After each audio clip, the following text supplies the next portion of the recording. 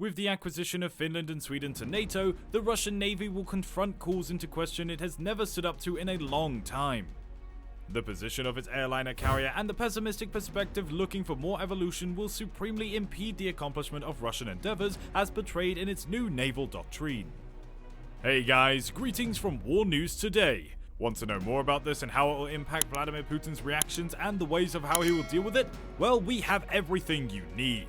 The Russian Navy stumbles upon itself in the depth of a substantial internal and external dispute. With the Journal of the Tardily Naval Doctrine in July of 2022, Moscow has brought in an unequivocal statement of its aim, becoming a substantial international naval power.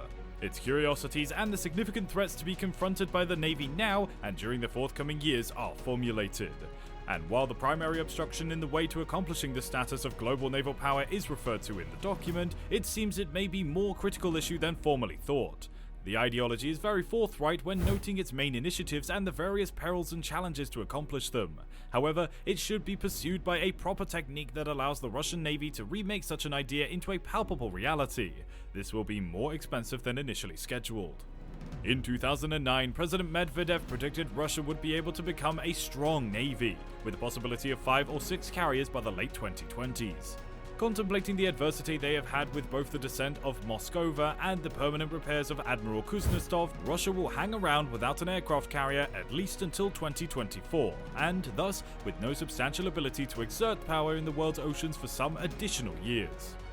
Secondly, Washington will be very well disposed towards this. The likely incorporation of Finland and Sweden into NATO will entirely modify the strategic circumstances in the Baltic and Northern Europe regions, restricting the Navy's functional capacity and changing positions of the existence of the alliance further to the north. Lastly, although the ideology may have determined, given the scarcity of the vessels and purchases of the Navy, the requirement to build up the fleet, doing so will most likely be too costly. It invariably is, but given the funding and expenses of the endless dispute in Ukraine, this time will be more. Russia, and the Soviet Union before, has had interminable monetary problems formulating a fleet of carriers for multiple decades. Carriers are a costly acquisition. Besides, its sole aircraft carrier, the potent Admiral Kuznetsov, has had many intricacies and lapses. Being in active assistance since the 1990s, its career has been replenished with deteriorations and losses, the latter of which provoked its temporary reduction from the service in 2017. It has not fled Murmansk since then, and on top of that, other complications have staved off the refit work from ceasing. In 2018, a few months after the large ship carrier arrived, a drifting crane fell on the deck, sabotaging the ship and tragically finishing off a worker's life. Nevertheless, before such accidents even happened, and particularly now they have happened, Russia has been glancing to develop another aircraft carrier. Similarly, given the strength accumulated by the US nuclear-powered carriers, Moscow has also propelled for nuclear carriers. The Ulyanovsk carrier was the first to try and turn that vision into reality. Laid down during the late 1980s, it was an instantaneous reaction to the enormous buildup of the US Navy during the two-term Reagan administration. After that, many issues occurred, and Russia is still finding a way to come out of that. Another challenge Russia has now approached emanated from the decided acquisition of Finland and Sweden into NATO. With traditionally unbiased stances throughout the Cold War, forming the northern obstacle between the two antipathetic blocs, and the following decades, the two Scandinavian countries are now about to become partners of the alliance due to the occasions in Ukraine. This documented shift in their foreign policy, immediately accepted by most NATO members, Turkey unwillingly looked at first, will entirely convert the strategic perspective in the Baltic region. Now all countries with coasts in it except for Russia's small western coast and the Kaliningrad, that is Denmark, Poland, Sweden, Norway, Latvia, Finland, Lithuania, Estonia and Germany, are NATO countries. What does this imply? Want to know? Well, before that, please take a moment to like the video, share them with your friends and relatives, and subscribe to the channel for more exciting and informative videos. Don't forget to hit the bell icon to stay updated. At first, the Union will certainly see enhanced alliance among the Baltic nations, with better sovereignty and freedom of navigation, enhanced situational understanding, and comfortable access through its waters. This brings it an ideal auditorium of procedures for any of these nations, which will now be competent to float through the area with great freedom over the dangers and aggressive actions with which the Russian Navy is familiar. But most notably, the Russian Baltic Fleet, established in Kaliningrad, will also be at a disadvantage against the rest of the Allied caravans. If Kaliningrad was already in a locale of strategic drawback, now the powers and battleships deployed there are departed against an exceptional rivalry and a danger of turmoil on their supplies. Should they undertake any hostile action in the area, the Allied bloc would dispose of a more substantial force capability and enhanced functioning cooperation, mitigating the adverse outcomes. The successful development of Russian military existence throughout the Arctic could balance this Baltic dilemma that it now arises. For years now, Moscow has been keen to formulate the most extensive fleet of icebreakers in the world, which comprises of the Arktika class, the largest and most influential in the world today, and unmatched by any different vessel in the world. Not a sage with it, Russia has several additional to be built, summing up to a fleet of an additional 40 vessels.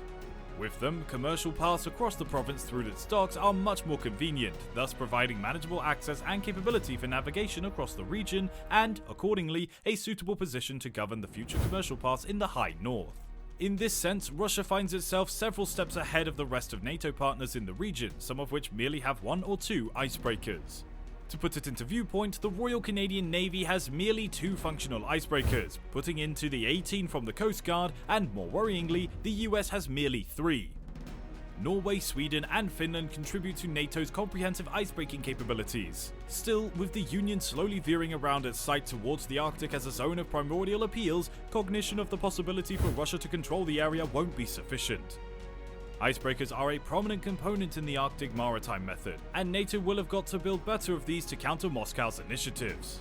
Nonetheless, even with this Arctic supervision and a submarine fleet standing among the strongest in the world, it isn't sufficient for a Russian navy aiming to become a global maritime power. And evaluating how the confrontation in Ukraine is growing, a military route there would also put the Black Sea fleet into a fragile situation.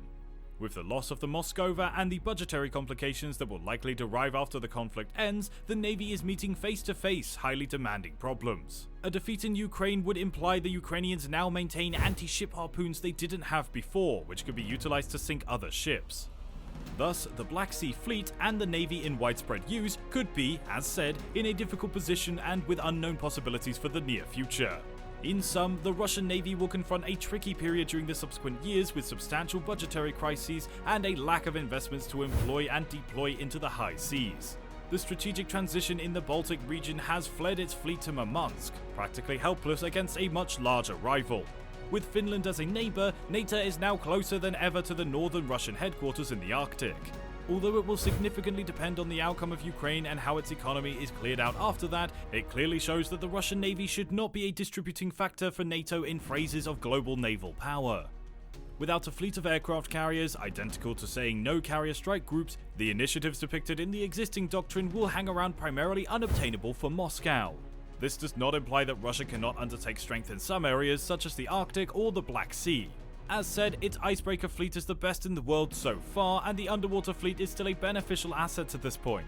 But glancing at the bigger picture, possibilities are not specifically bright. NATO should most clearly benefit from this, keep its cooperation, and boost its naval existence if it aspires to dissuade Russian and Chinese expansionist tendencies across the waters of the world. Here's what the news and updates say. To know more about this in the future, do like the video, share it with your friends and relatives, and subscribe to the channel for more such videos. Also, don't forget to hit the bell icon to stay updated. Thank you.